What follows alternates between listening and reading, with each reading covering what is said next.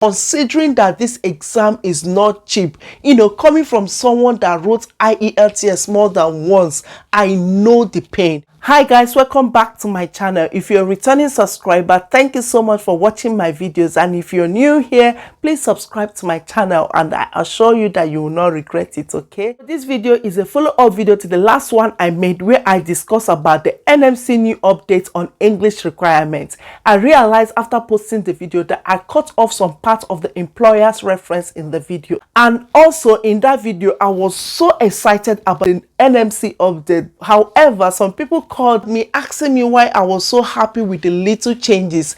I know the change might be so small, but judging from where this English exam is coming from, it's something I needed to celebrate, because during my time we were not fortunate enough to have the ability to combine results. Okay, so NMC extending it to 12 months was something huge for me.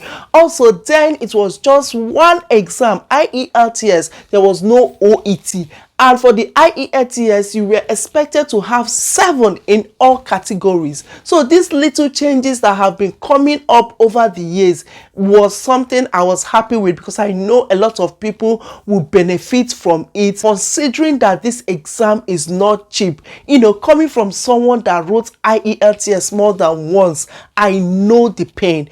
And if you're like me, then that always have a nearly result, that result you will have where your speaking will be 8, your reading will be like 7.5, your listening 8.5, and then maybe your writing will come down to 6.5, nearly with 0.5 less. It was so heartbreaking. That adds up to why I was so happy with the news. Okay, also, so I have a friend who almost got her IELTS right, but before she was able to get the second result, it was over 6 months, you see. So 12 months will give some people a lot of grace to get the result they desire. I know we all wanted and looked forward to more, and that explains why some people were disappointed with the NMC new updates. But it is what it is for now, and we have to work with the choice they have given to us while we keep our hope high that something better will come out for us in the future. Okay, so let's jump into today's video. We'll be doing this together, because during the video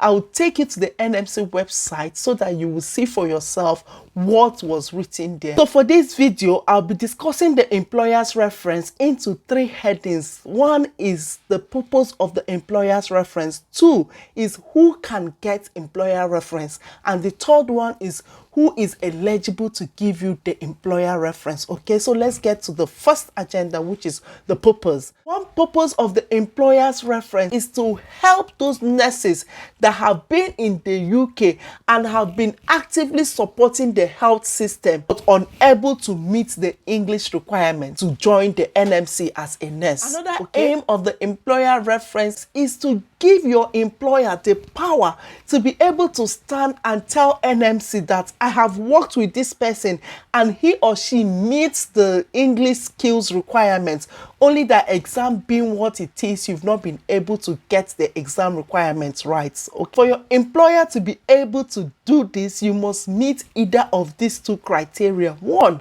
you must have studied in English in a non-majority English-speaking country. 2, you have written the exam and you fell by 0.5 less in IELTS, or a half band in the OET, less than the required score, and you have been in the UK actively working in the health and care system, then your employer can stand in and authorize you that you can speak English by giving you that employer reference. Okay, so the second subheading is who is qualified to get the employer reference. Unfortunately, for now, the employer reference is only open to those who are in the UK. So if you are in Nigeria, Ghana, Philippines, India, sadly, you cannot get employer reference from your employer. Those that are qualified to get the employer reference are nurses that are already in the UK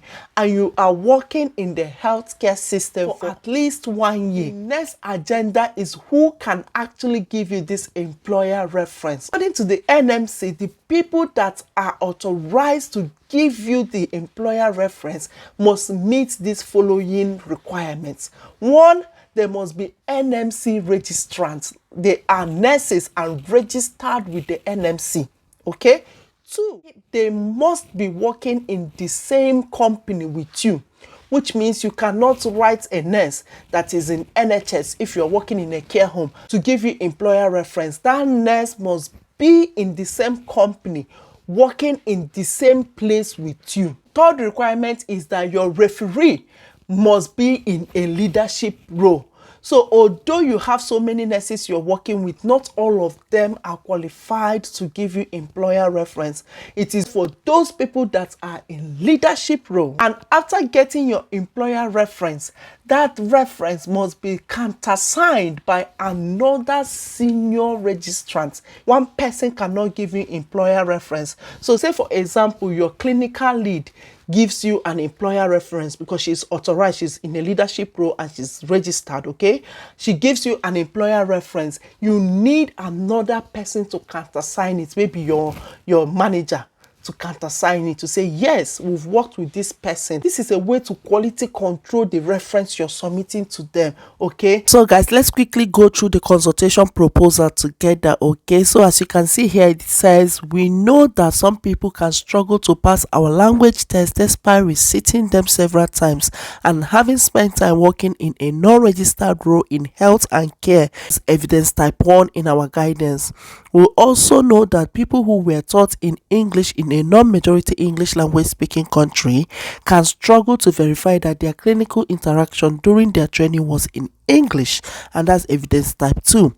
We set out below our proposal to try and address some of these issues and the associated consultation questions, okay? So guys, we won't be reading everything, we'll just read the vital ones. Here is just when they were comparing that doctors can also present employers reference, okay? So down here, let's just read what the one that we need. It says, we propose accepting an employer reference as supporting evidence of English language proficiency for 2 evidence types. That's the evidence 2, which is the qualification, and the language test. For the evidence 2, that's the qualification, we are proposing to allow applicants who trained in English but in a non-majority English speaking country to use an employer reference as evidence of their clinical interaction skills. They will still need to provide evidence that their training and assessment was in English. So the second one is the language test, and it says, we are proposing to allow applicants who do not achieve the required score by 0.5 of an IELTS score on one of the domains, or by half a grade on an OET score on one of the 4 domains, to support their test scores with an employer reference, okay? The applicant would need to have worked for at least 1 year within the last 2 years in non-registered practice in health and social care setting in the UK, okay? So this is the proposal that NMC laid out when they were seeking public consultation. All right, so let's just quickly go down to the actual consultation questions. It says, please tell us the extent to which you agree or disagree with the following elements of our proposals. 1, accepting employer reference as supporting evidence for those missing scores by 0.5 or half a grade as relevant. 2, accepting employer reference as supporting evidence for those trained in English but in a non-majority English speaking country.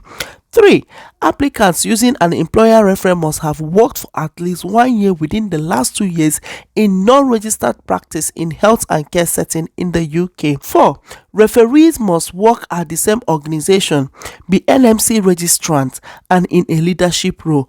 And 5, a senior registrant also at the same employer must countersign the reference. Okay, so that was the proposal, and this fully kicks into place by next year when the NMC must must have implemented their approval. Okay, so we'll keep looking forward and see if there's any update that will come up in their website, because up till now they have not updated their website. Once there's any more news, I will still come back here to update us. Okay, thank you for watching the video and see you in my next one.